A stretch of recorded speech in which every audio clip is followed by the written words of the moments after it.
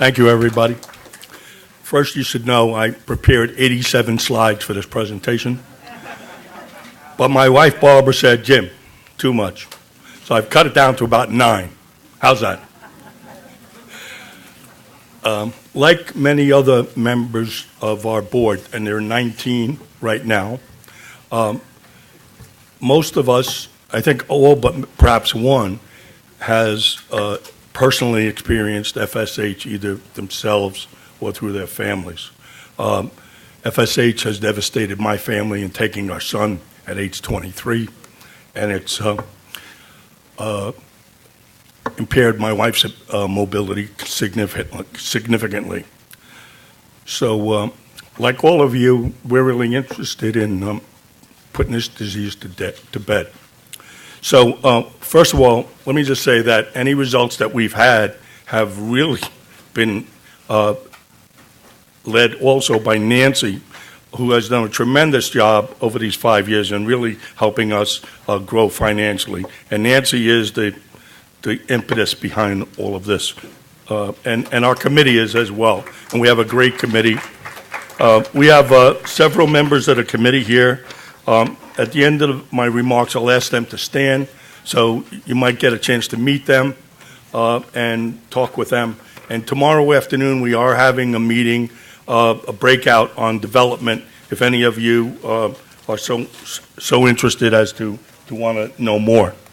So let me just begin by saying that FSH is one of the most prevalent of muscular dystrophies, and recently a paper came out which said that 1 out of every 100 people has the ability or the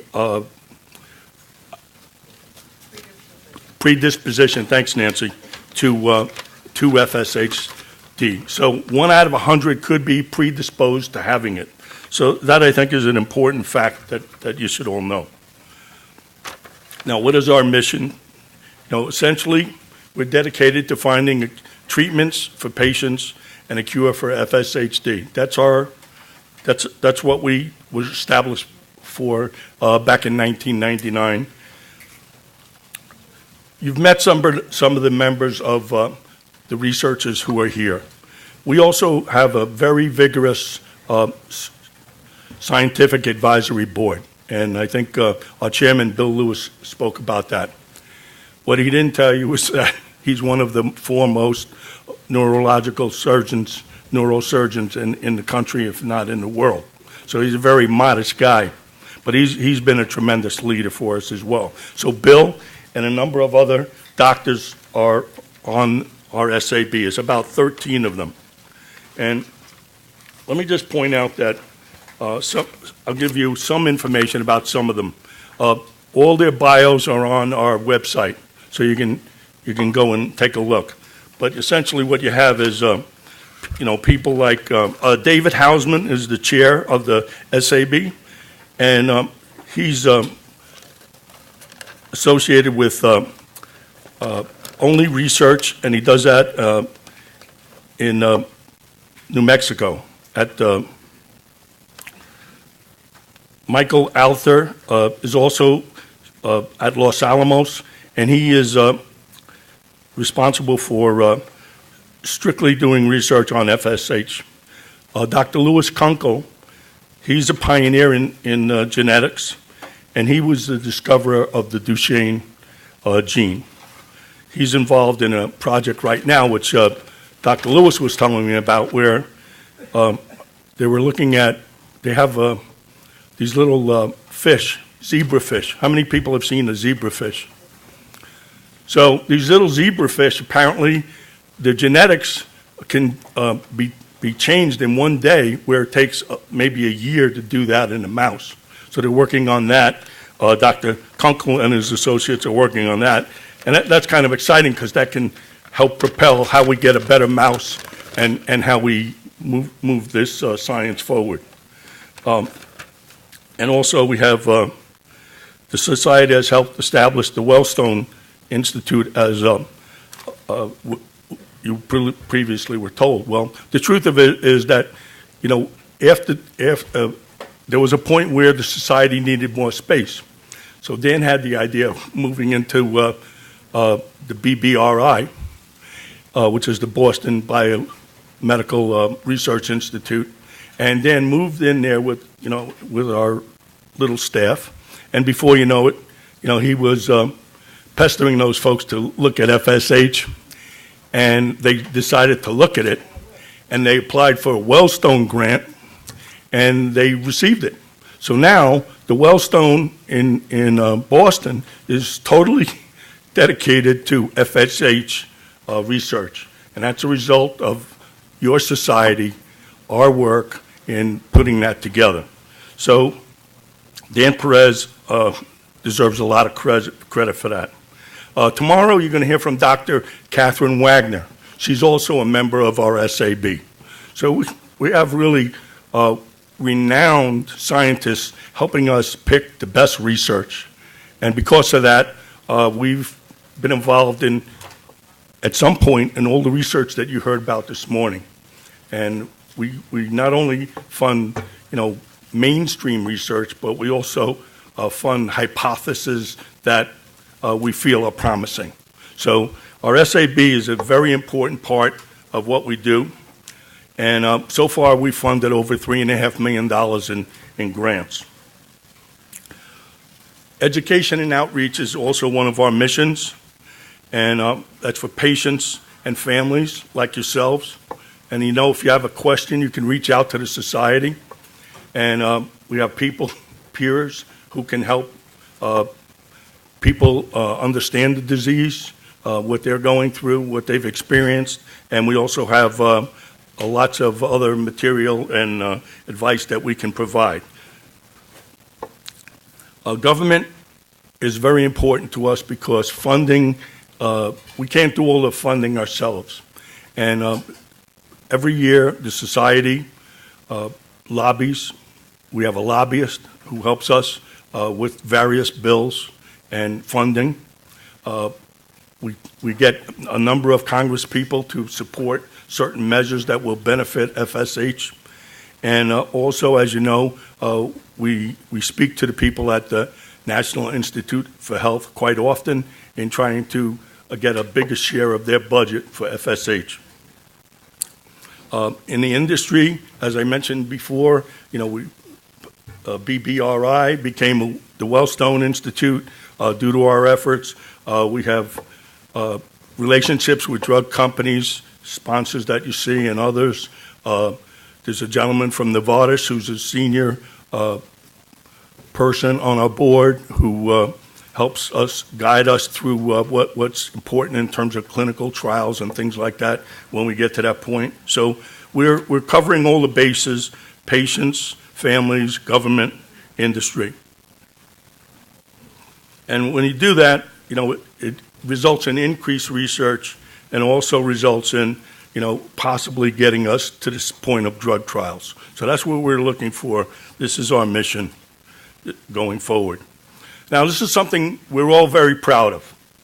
There's an organization called Charity Navigator, and they basically rate charities. And 4 stars is the best you can get. And the FSH Society has gotten that 4 years in a row.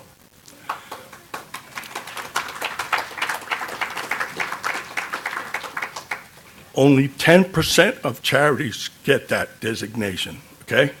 So your money is going to work. It's not going any other place but to work.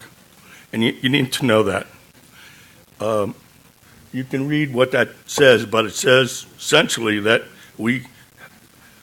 they rate us on our ability to efficiently manage and grow our finances, and that receiving 4-star evaluation indicates that we're consistently executing our mission in a fiscally responsible way and outperforms most other charities in America.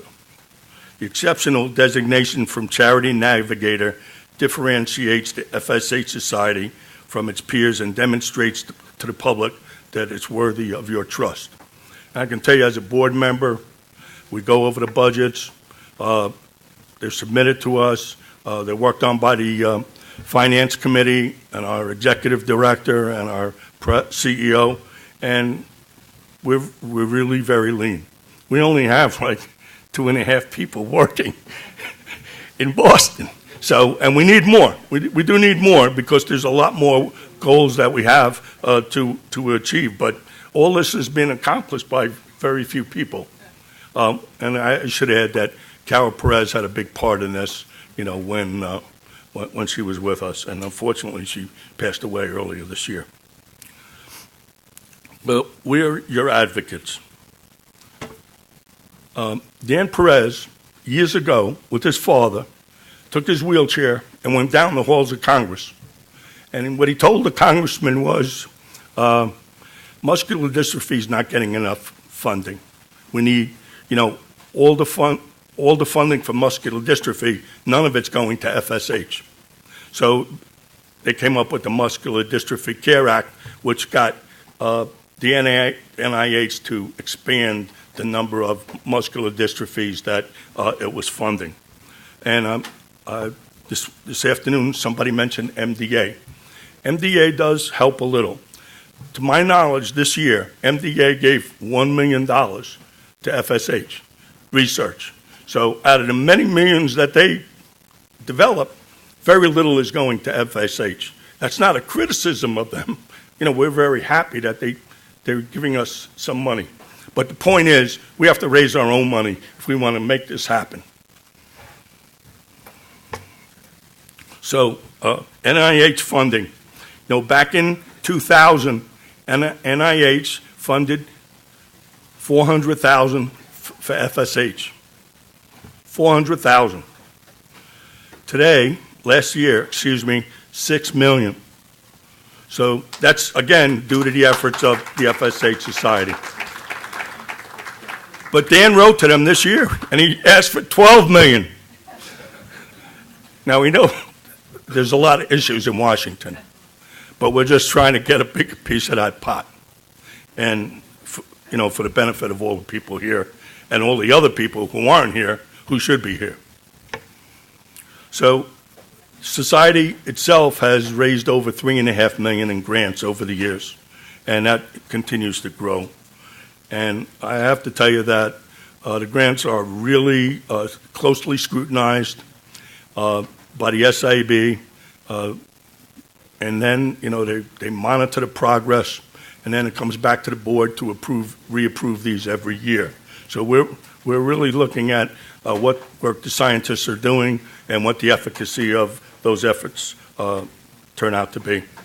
So we've had some research breakthroughs, as was mentioned earlier today, and DUX4 came about in 2010, and there was an article about junk DNA that somebody mentioned before, and basically in that same article, Dr. Francis Collins, who is the director of the National Institute of Health, said, quote, "If we were thinking of a collection of the genome's greatest hits, this would be on the list."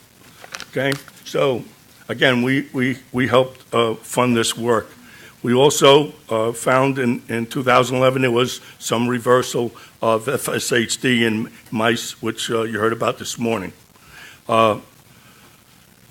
There is a roadmap for the expression of DUX4 in 2012, and a master switch was identified also in 2012. So a lot's happened in the last couple of years, and we want more to happen. And as you heard today, we're very hopeful that we can make even more progress the next time we meet.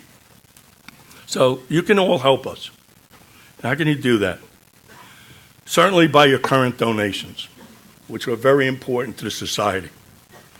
You can hold a fundraising event. And at the end of my remarks, I'm going to ask a few people, maybe 3 or 4, who have held fundraising events to come up and just tell you about what they're doing. And as I mentioned, tomorrow afternoon, we're going to have a little session on, some of these efforts and some ideas that people might want to take a hold of. You can join the FSH Future Fund. Now, what is that? My wife and I were among the first people to donate to this, and basically what it is we put a codicil in our will to leave some money to the FSH Society. So if you don't have money now, but you conceivably could have money later that you want to fund research with, this is a Futures Fund is something that you should call the office about. We can send you the material, and we can help you. You can work with your attorney if you need, whatever the case is. The other thing is to get your friends and relatives involved. And we have a little pilot project that we're working on in New York where we're trying to develop a video about FSH, what our vision is, and why people should be interested in FSH. Now, this video will probably be ready in a few months. And you see that camera up here, that Bill Milling, whose wife is Judy Seslow's sister, who also has the disease. Bill is donating a great deal of his time and efforts to helping us put this video together as he is the owner of a production company. So we should have some kind of a video that could be distributed to some of you who want to take some of your friends into your home and explain to them why they should be interested in FSH and how they can help you and how they can help others. So that's something that we're working on.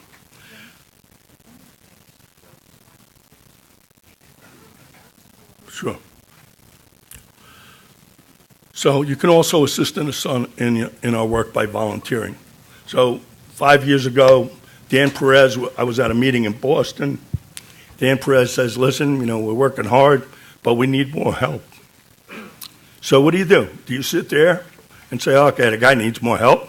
Or do you step up and help? So I was one of the people who stepped up and helped, and there's a number of others.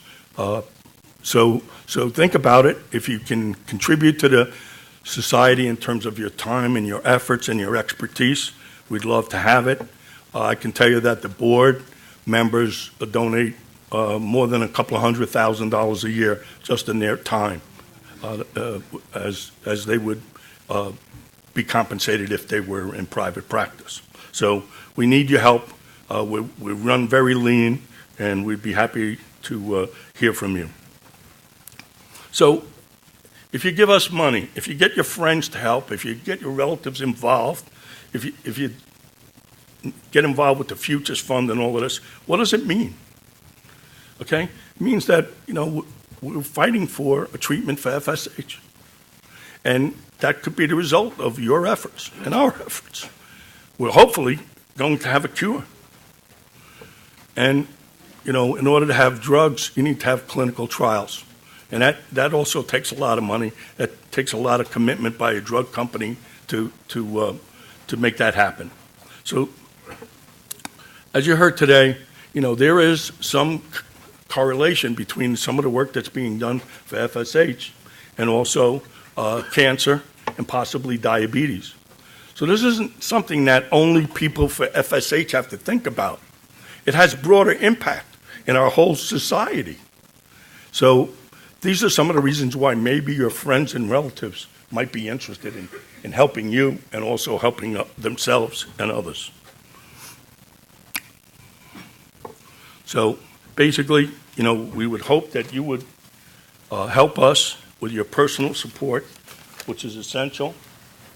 I will tell you that, we need to do more of what we've been doing.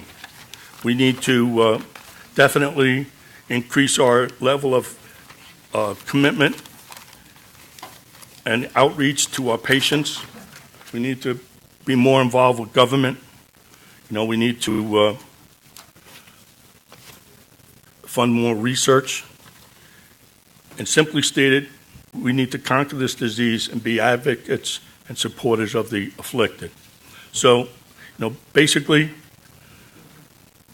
personal and financial support is essential. And at this point, what I'd like to do is I'd like to ask a few of the people who have done some really important fundraising for FSH and for you to come up and speak about, just for a couple of minutes, about what they've done and how they're doing it. And with that, let's start with Judy. You don't have to come up, but okay. So, Chris, would you mind coming up as well? And Amy, you have an event going on in your area in Southern California. Do you want to come up and tell us about that? The walkathon? Okay, Judy, why don't you, this is Judy Seslow.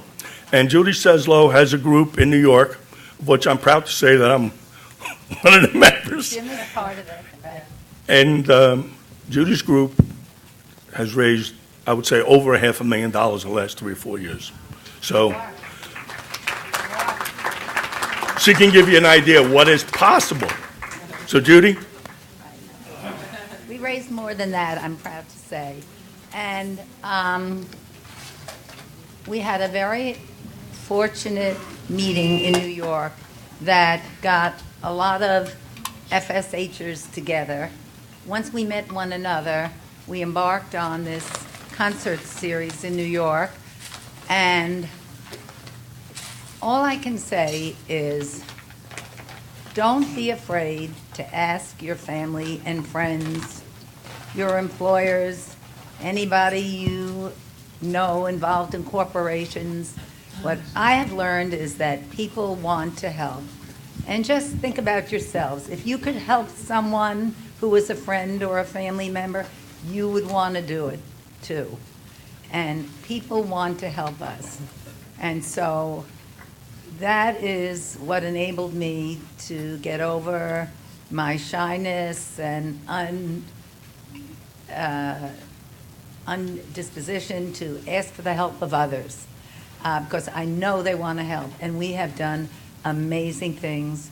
We've gotten so many donations. Hundreds of people are coming to our event. We have, it's called A Festive Evening of Song. And we're fortunate to have one of the great musicians in the city, Stephen Blyer, who also has FSH, perform with us. And this year we have the leading Broadway star coming to sing for us, Kelly O'Hara, who is starring on Broadway. She starred in several productions in New York. And so we're building a lot of momentum, and we're out there. And I hope some of you will come. It's going to be a great evening, September 24th.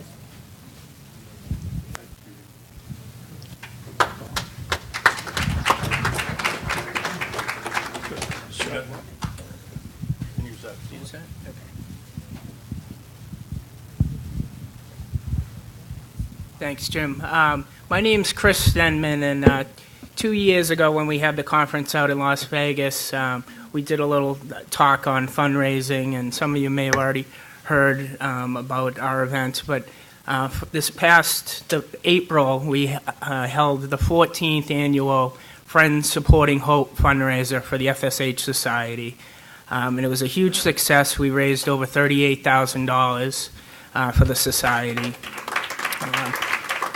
It started out, 14 years ago. I'm an accountant by trade, and at the end of tax season, we wanted to get all the accountants together after working 60, 70 hours a week, and we said, let's have a bar crawl. So it started out, we sold T-shirts, and it started out we sell T-shirts for $10 with $5 going to the society. So it grew from $1,000 raised, and each year we continued to raise more funds. I actually met my wife at the bar crawl, and she talked to me afterwards that night. So something went well. Beer after beer, bar after bar. So after the 5th year, when at the bar crawl, in the 10th year we transitioned it to a more traditional fundraiser. And we had silent auction items, and what ended up happening is we ended up getting a larger group, a different, diverse group of our friends and family. And the hardest part for me was really opening up and, telling people about, the difficulties as the years went on. I got diagnosed when I was 16, when I was wrestling in high school because I wasn't getting stronger.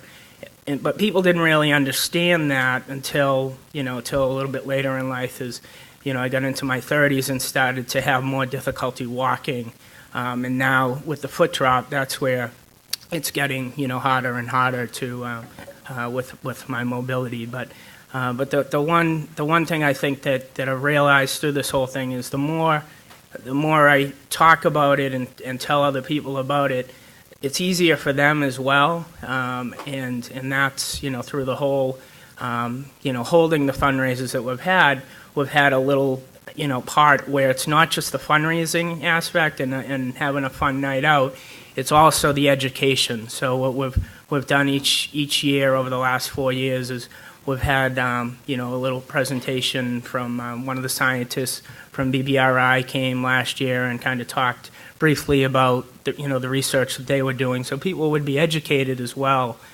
So we had that component to the fundraiser as well. So that I guess the word of advice is, it takes some work and some planning.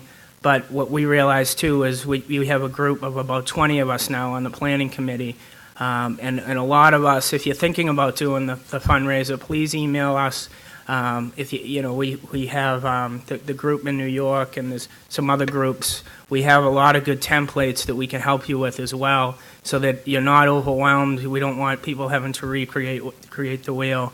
We have some good process in place, and Nancy and Doris and Dan and the whole board have been very supportive. And it's not as difficult to put together as you may think. And 14 years ago, I never would have thought would be up here, being able to say that it's come this far. But I feel like, I've been able to inspire others to do this, in Judy's group, and as I mentioned, the other groups that I think we've been able to move the society forward. And, we raised over $1 million this past year, the past 2 years. So that's, just, again, if anybody has any questions, please email us. You can get in touch with any of us from the Society's website. So, Thank you, Chris. Chris is also a member of the Development Committee. And I have to tell you that my wife and I drove up to Boston to his event. And it was supposed to start about 6:30. And I pull up to this place, the venue, and this immense parking lot is full of cars. And I go, Barbara, I cannot believe how early the people in Boston drink, And the place was full. I mean, right from the get-go. So, Chris, your friends are really great friends. And they like their booze. So one of our important members is Rod. And Rod has an event each year that he runs. And it's a very, personal event. And I'm going to ask him to talk to you about it, because he's been instrumental in raising funds for the FSH Society as well. Rod Fulmer, right? Yep. Thank you. Welcome to hot Atlanta. I live just south of Atlanta, and it wasn't this hot last week. So enjoy yourself while you're here, and let us know if there's anything that we can do for you while you're here. 3 years ago, I started thinking about, I don't really have a lot of money to contribute to the FSH Society, but maybe there's something that we could do. So we started a small family dinner to benefit the FSH Society, and we had 60 people. And so last year we had about 100 and 120 people. So this year it's September the 15th, just south of Atlanta in McDonough, Georgia. So anybody here, I have a really good support group from Alabama, Tennessee, Georgia, South Carolina, that have come all the way to be at our dinner. It's just a dinner of local entertainment, food, lots of door prizes, and it's really easy to do. You don't have to do anything big, but it will start adding up. And each year, you'll find it's easier and easier to do.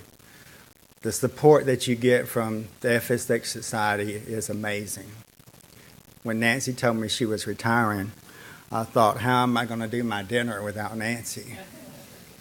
But I know we'll continue because we have to. And we are all family in this room. When you walked in this room, were you amazed at how many people looked at like you? And we looked like each other, believe it or not. So if you're thinking about doing something, don't hesitate to do it. Mention it to the FSH Society, and they will give you tremendous support. So again, thank you. Thank you for coming to Atlanta, and appreciate everything that everybody does. And Nancy, thank you so much for all that you've done.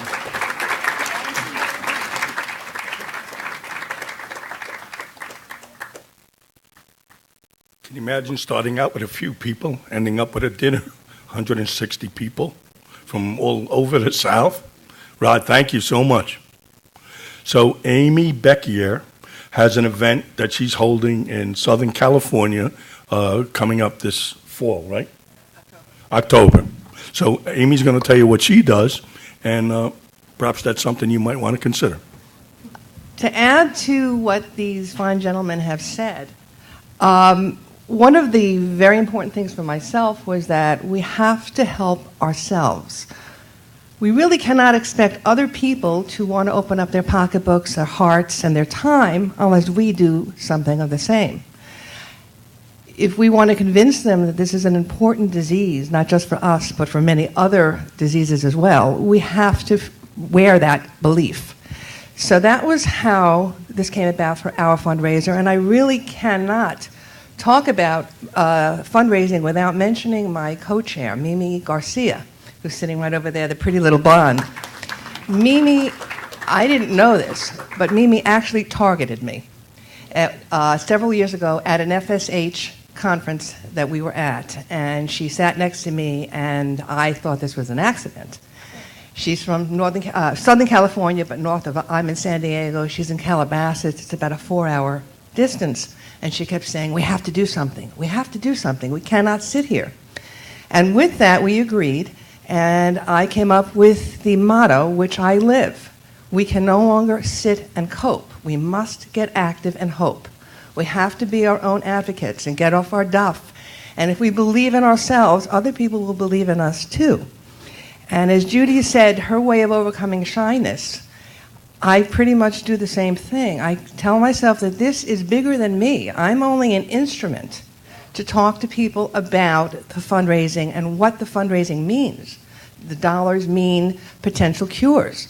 And when I go out with that in my mind, then I no longer feel that shy intimidation. And do not take it personal when there's a no, because a no to me means no, not right now. And keep that in mind. The other person I want to thank very much for beginning our event was Rich Holmes in Cape Cod, and Rich is sitting over there. He started his event, a walk in Cape Cod, I believe a year or two before we did. And very much like we're saying to you, if you're interested, we're more than happy to give you our templates, our advice. I've even created a little business plan with the design of what we wanted to accomplish. Rich gave us his templates, and then we took it from there because, of course, Californians don't think the same way as the Cape Cod, and we have to revamp it for California. So we started the first year. This is the third. The first year we started, it was very small, had very little interest. We wound up with 80 people. We were thrilled with that. We raised about $13,000. It's a walk and roll. We found a little park midway between my co-chair and myself, about 2 hours between us, so it's an equal opportunity inconvenience. But it brings people from all over Southern California, from the desert, from Northern California. We have people flying in. There's a beautiful little lagoon that we walk around symbolically. We have games, auctions, prizes, music, and fundraising, of course, and admission. We have food being donated. We try to get almost everything donated. We don't want to spend the hard-earned donated dollars on the event if we can help it, and we want it to go to the society. Well, this is the third year, and we now have some celebrities coming. We have people flying in from all over the country, in some cases actually from outside the country. Last year we grew to 300 participants and raised nearly $30,000. So this year I've raised the bar. And I'm hoping for at least 45,000, and I commit myself to that because when you commit yourself to something, you usually succeed or exceed. So we're more than willing to help any of you. It can start small. You can do some many small events and have them culminate into one larger funding event. And don't overwhelm, because then you don't do. But it can be done. You can no longer sit and cope. Everybody, we've got to get active and hope. Thank you. That's it. Thank you, Amy. And let me just say that, you know, some of the grants that we make are like 25,000. We make other grants that are larger.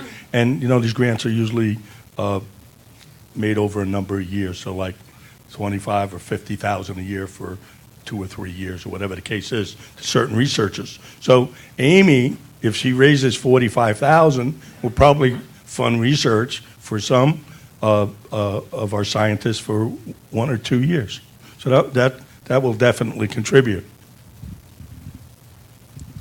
I'll be brief. My name is Rich Holmes. Have a walk and roll, as mentioned already, by someone who's actually surpassed me, with she and Mimi doing some fine work in California. And we're learning from her now, so it all feeds off each other. Actually, there's a young woman here I haven't met in person yet, named Carden Wyckoff. Oh, there she is. Hi, Carden. And she's wants to start something at her school, I believe. So young people, getting more young people involved, a great thing. Any level is fine.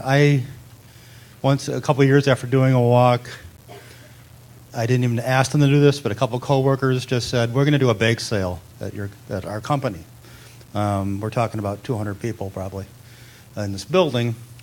And they raised, $150, $160 in one day for a bake sale just because they put out coffee and food. Very little effort. I mean, $160 is $160. It may not be $2 million, but it's money. We'll take it. But so you can participate at any level, and I think it just takes that first step, being willing to do it. And I hope more of you do. Thanks, Rich, for all your support over the years. And we have. And we'll hear from Kevin, but then we'll hear from Kevin. But as soon as you start to list people, you leave somebody out, and there, of course, is Grace Corradino, who has this great garage sale that I'm sorry I never got to on Fire Island every summer, or most summers. So you must share that too, Grace. And those of you who do something that I overlooked, tell us. Hello. I did my first event last year, and I actually did the whole thing myself, so I can talk to the beginners. Hopefully someday get a committee, but at the moment it's just me. I just decided I wanted to raise some money, and I thought, well, what do my friends like to do? And, well, they like cocktail parties, so I had a cocktail party. And basically got a friend who has a restaurant to donate some food. I just went ahead and paid for everything, because I sold it as 100% net fundraiser, that all the money would go to the society, and I did a challenge that for every amount someone gave, I would give the same amount. So, and Nancy was great, gave me lots of stuff, and even the website we used for people to process the money. So I actually didn't have to take any money in. They all just went to this website and they donated there. So it's made it a lot easier. I just got a graphic designer to do some invites. I invited all my friends, and we raised about $6,000, and then I donated $6,000. So, I was hoping to make 10. We made about 12, and this year we're going to do the same thing. It's going to be hopefully to get 20. And talking to a couple friends to start helping me, and sort of like the people I'm scoping out to be on my future committee. But it was something it was actually, I think the meeting made me want to do it. And once I got to a place that it was by my pool, and we just sort of had a cocktail party by the pool. It was easier than I thought, because I just asked my friends. And all of them, I could say, probably didn't know the society, but they gave because of me. They knew that I had this, and even if they couldn't come, I asked a host committee of 150, and I think I asked people to give like $50 a person or something, and had an open bar and just some food. Really easy. And they give because they know you. And so that's how you start. Just ask your friends and do what works in your community. In Atlanta, cocktail parties work. In your community, whatever works. And that's how I started. Beautiful. Thank you very much, Kevin. So, does anybody else? You want to come up? Tell us about your garage sale? It's a very diverse way to make money, right? Thanks. Hello, my name's Grace Corradino. I'm here with my son Kyle, my daughter Joy, our caregiver Ellie. I guess the thing that strikes me when we talk about these fundraisers and certainly everything else this morning is that the themes are common. With FSH, I feel like oftentimes we have very little control. So the issue of trying to raise some money, I guess I felt like maybe if I did something like that, maybe I would have some control. And we live on an island. People tend to throw everything away. So it occurred to me if I was the repository for all those nice things they were giving away, perhaps we could resell them. And again, I think it's what we could do. A cocktail party wasn't going to work, but a yard sale sure did. It was a ton of work. My entire house was consumed by everybody's stuff. I tried to tell people, no, I don't want your rotten old TV, but I will take that gorgeous pine armoire. But I just think the point for me was it was something I could do to try to have some control, to make some contribution to an organization that has really helped us over the years, and obviously it's helping all of you as well. Thank you, Grace. As Nancy said, we probably left somebody out, but if you're interested, we're having a little breakout tomorrow at, I think it's 1:30, about development. We'd be happy to share some ideas with you. When our video's ready, I'm sure we'll communicate that, and that would be a way to get some of your friends and family perhaps over the house, have some hors d'oeuvres or something, and then know more about FSH. Now, Bill Milling is here, and Bill just would like to say a couple of words about the video that we're putting together and his generosity in helping us do that. Jim, thanks so much. As you heard earlier, my sister-in-law, Judy Seslow, has been running an extremely successful event in the New York City area each year with song, music, raising many, many, many hundreds of thousands of dollars for this society.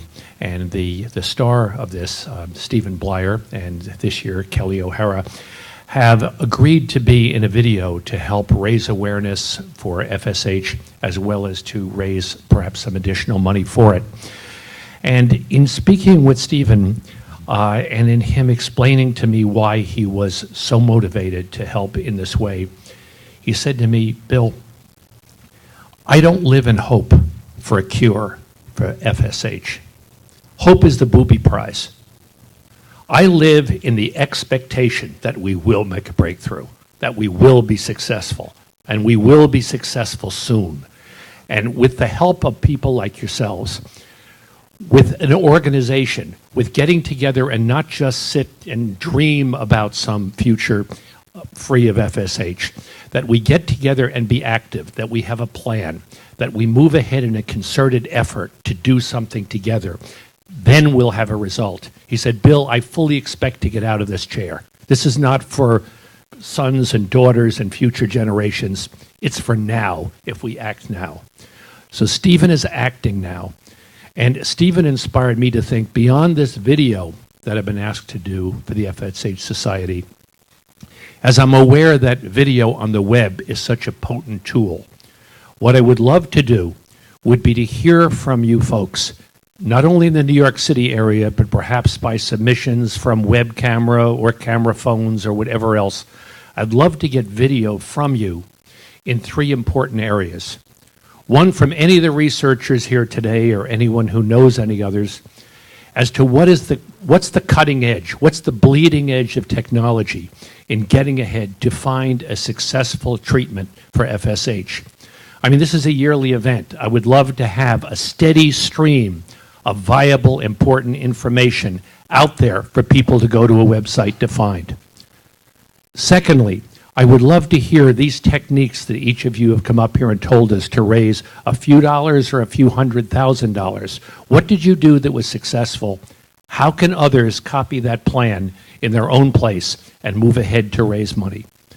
And thirdly, what are the little strategies that we see in the FSH Society? And I subscribe to the Yahoo blog, by the way, which is very nice, because every day you get these little tips and tricks and insights from people who have FSH.